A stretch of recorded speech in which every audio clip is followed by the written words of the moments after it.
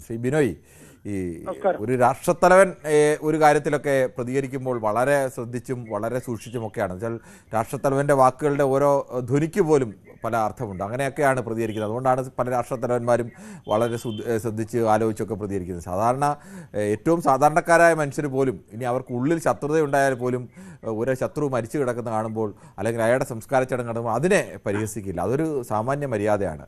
ആ മര്യാദ പോലും ഇല്ലാത്ത അവസ്ഥയിലാണ് ഇപ്പോൾ ട്രംപ് പ്രതികരിക്കുന്നത്. നമസ്കാരം കിരണേ. ബിനോയ് പറഞ്ഞു. വളരെ ദുഃഖകരമായ ഒരു പ്രവർത്തനമാണ് ട്രംപിന്റെ കയ്യിൽ നിന്ന് വരുന്നത്. ഞാൻ എപ്പോഴും പറയാറുണ്ട്, അമേരിക്കൻ പ്രസിഡന്റ് എന്ന് പറയുമ്പോൾ ലോകത്ത് ഏറ്റവും വാല്യൂ ഉള്ള ഒരാളാണ്.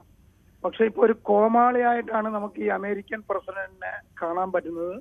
രണ്ട്, മനുഷ്യത്വം ഇല്ലാത്ത ഒരു ലോകത്തെ പ്രസിഡന്റ് ആരാന്ന് ചോദിച്ചാൽ അമേരിക്കൻ പ്രസിഡന്റാണ്. അദ്ദേഹത്തിന്റെ വാക്കുകൾ നിങ്ങൾ തന്നെ വീണ്ടും വീണ്ടും എല്ലാ മീഡിയകളും പറയുന്നു, ഇപ്പോൾ വേണമെങ്കിൽ എനിക്ക് ഇവരെ എല്ലാം കൊല്ലാം, എല്ലാവരെയും ഒന്നിച്ച് കിട്ടിയിരിക്കുന്നു എന്ന്. പക്ഷേ അദ്ദേഹം അമേരിക്കയുടെ ബഹുമാന്യനായ പ്രസിഡന്റ്, കോമാളിയായ പ്രസിഡന്റ് ട്രംപ് കരുതേണ്ടുള്ള കാര്യം, ട്രംപിനെ വേണമെങ്കിലും ആർക്കും എപ്പോഴും എന്തും ചെയ്യാം. പക്ഷെ ലോകത്ത് അമേരിക്കയുടെ പ്രസിഡന്റിന് ഒരു സ്ഥാനം കൊടുക്കുന്നത് കൊണ്ടാണ് നമ്മൾ ആരും അങ്ങനെ ഒരു വാക്ക് പറയുകയോ അങ്ങനെ ഒരു പ്രവൃത്തിയിൽ ഒരാൾ പോലും ഏർപ്പെടാതിരിക്കുകയോ ചെയ്യുന്നത്. അതുകൊണ്ട് ട്രംപിന്റെ ആ പ്രസ്താവന അദ്ദേഹം തിരുത്തണം.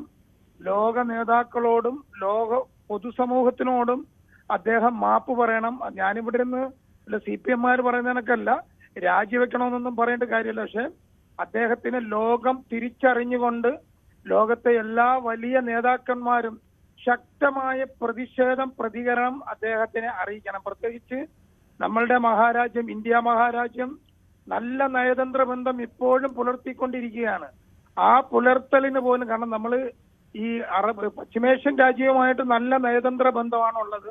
ഇപ്പൊ കഴിഞ്ഞ ദിവസം ഈ പശ്ചിമേഷ്യൻ രാജ്യങ്ങൾ പറഞ്ഞിരിക്കുക, നമുക്ക് പെട്രോളും ഗ്യാസും നമുക്ക് വേണ്ട ഇന്ധനങ്ങളും ഒക്കെ ആവശ്യം പോലെ തരാം, അതിൽ വിലയല്ല പ്രശ്നമെന്ന്. പക്ഷെ അവിടെയും ഒരു കരടായി വരുന്നത് അമേരിക്കയുടെ പ്രസിഡന്റാണ്.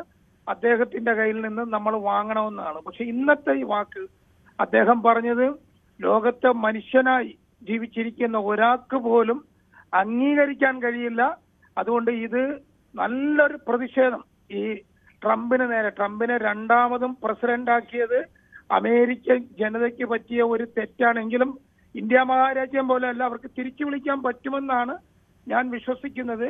എത്രയും പെട്ടെന്ന് ഈ വിവരവും വിവേകവും ഇല്ലാത്ത ട്രംപിനെ തിരിച്ചു വിളിക്കണം. ഇന്ത്യ ശക്തമായി ഇതിനെതിരെ പ്രതിഷേധിക്കുക തന്നെ വേണം. നമ്മൾ ബരാക് ഒബാമയും ജോ ബൈഡനെയും ഒക്കെ ഓർത്തു പോവാണ്. ജോർജ് ബുഷാണ് നമ്മൾ കണ്ട ഏറ്റവും വലിയ ക്രൂരൻ ഈ ഇറാഖ് യുദ്ധ സമയത്ത്. പക്ഷെ അതല്ല, അതിനേക്കായി വെറും ക്രൂരനായ ലോകത്തിന്റെ പ്രസിഡന്റ്, അമേരിക്കയുടെ പ്രസിഡന്റ്, അതിലും എത്രയോ വലിയ ക്രൂരൻ ജോർജ് ബുഷുമായിട്ട് താരതമ്യം ചെയ്യുമ്പോൾ ട്രംപ് അതിന്റെ 1000 മടങ്ങ് ക്രൂരതയുള്ള മനുഷ്യനായിട്ടാണ് ലോകത്തിന്റെ മുമ്പിൽ മുന്നോട്ട് പോകുന്നത്.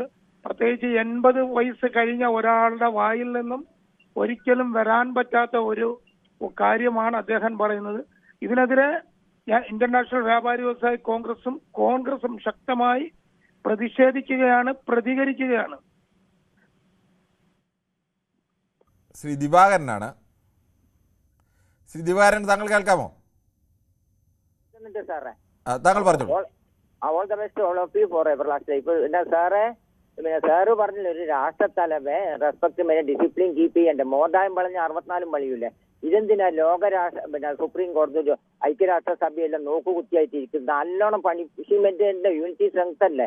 ഇയാള് എത്ര കാലായി ഈ ഒരു അതിക്രമം, അതിന്റെ മുഖം തന്നെ കണ്ടാത്ത ഫേസിസം മിറർ ഓഫ് ദ മൈൻഡ് പറഞ്ഞ പോലെ മുഖം കണ്ടാൽ തന്നെ തിരിച്ച. സാർ ഇപ്പൊ എത്ര നല്ല ഇതിലാ സംസാരിക്കുന്ന ആ റെസ്പെക്ട് ഡിസിപ്ലിൻ കീപ്പ് ചെയ്തിട്ട് തെറ്റ് കണ്ടാളെ നല്ലോണം ശക്തമായിട്ട് ഇതും ചെയ്യുന്നുണ്ട്. അത് നല്ലതല്ല, ക്ലിയർ ആക്കുന്നുണ്ട്.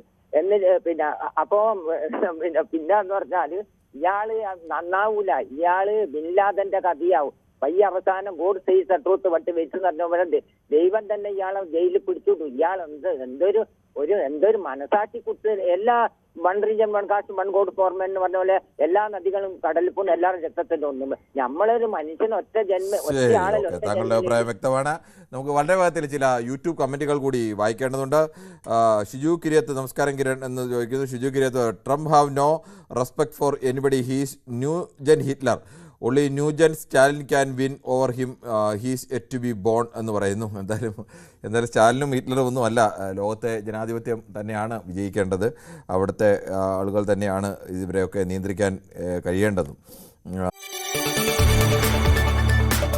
കൂടുതൽ വാർത്തകൾക്ക് news 18 Keralam YouTube channel subscribe ചെയ്യുക.